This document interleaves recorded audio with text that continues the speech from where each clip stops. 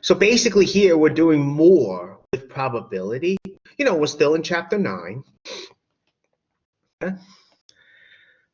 Okay, so here in chapter 9, if you remember last time, what we did was, I think we finished off with, we definitely covered at least the counting rule. Okay? We did cover that. Some books call it the basic counting rule. I know, for instance, if you've taken Math 101, when they had that, in class and they had the textbook, I think in that book, they called it the basic counting rule, the authors, that is. The authors of our book calls it the multiplication. It says that it's also called the multiplication rule for probabilities. And, I wrote out what it says. I might have written it differently last time. But all it's saying is this. If there are m ways of completing the first task, you're in some kind of experiment with 2 tasks, there are m ways of completing the first task, n ways of completing the second, then altogether, there are m times n ways of completing both tasks. So let me say that again.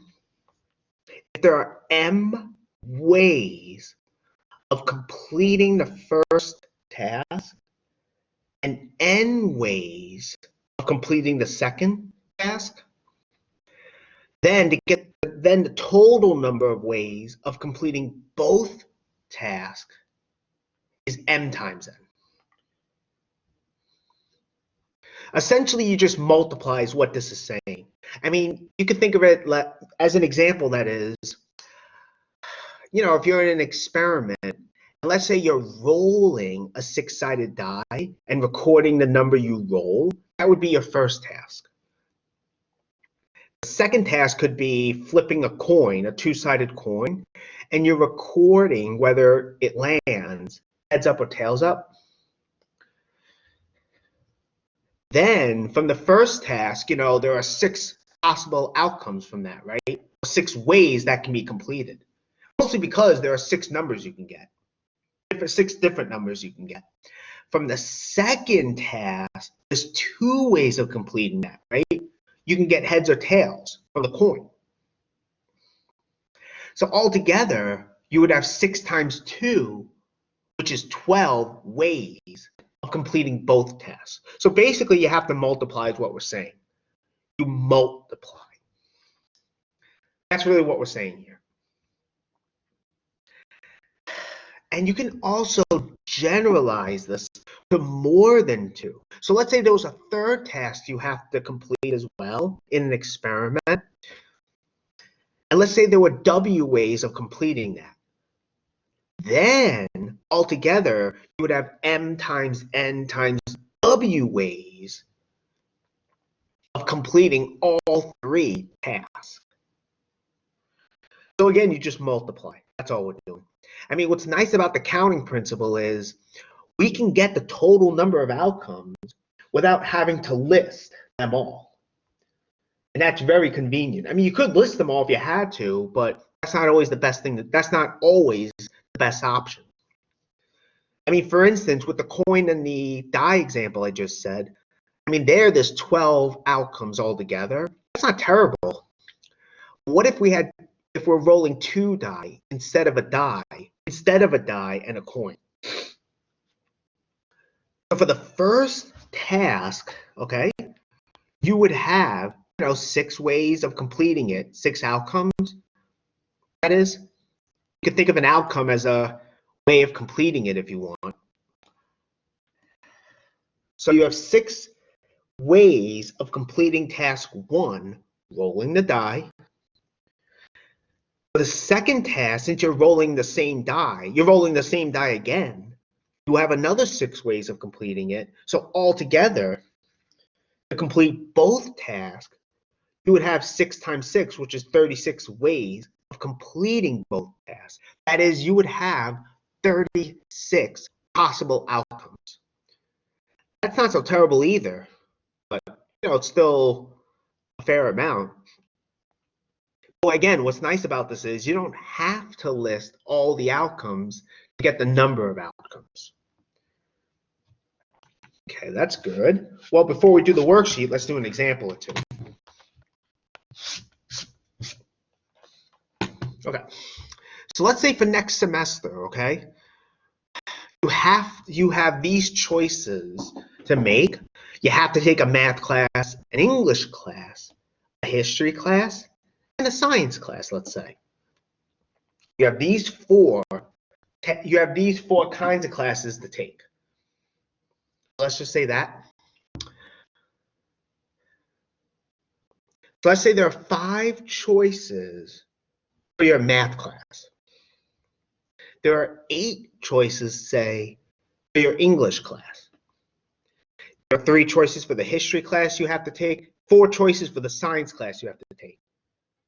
But you have to take a math, an English, a history, and a science class. Well, how many different schedules can you make?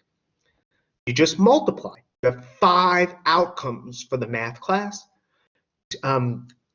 8 possibilities, that's a better word, possibilities for the English, 3 for the history, 4 for the science. You multiply, and you end up with 480 different schedules. That's what this is saying. There are 480 different schedules. So that's one example. Now, in your English class, let's say, I don't know which English class you picked, but let's say you had to pick, let's say the English class you picked, you have to read a novel and a volume of poetry. But the professor is giving you choices. From the novel, there's 5 novels to choose from. From the volume of poetry, there's 11 volumes to choose from. How many ways can you choose a novel and a volume of poetry? You just multiply. That's all you do. It's just 5 times 11. That's all. Which is 55 ways. Again, you could always list them all if you had to. But what's nice from here, we don't have to. I mean, I also would not want to list 55 different ways or 480 outcomes. I would not want to do that. We don't have to, which is nice.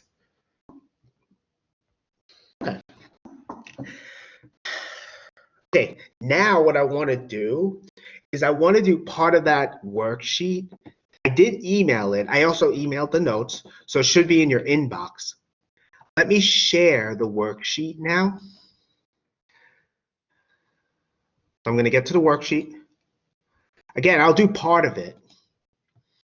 Okay. Wait, actually. Let me see. Oh, it's not here. See if I can quickly get it.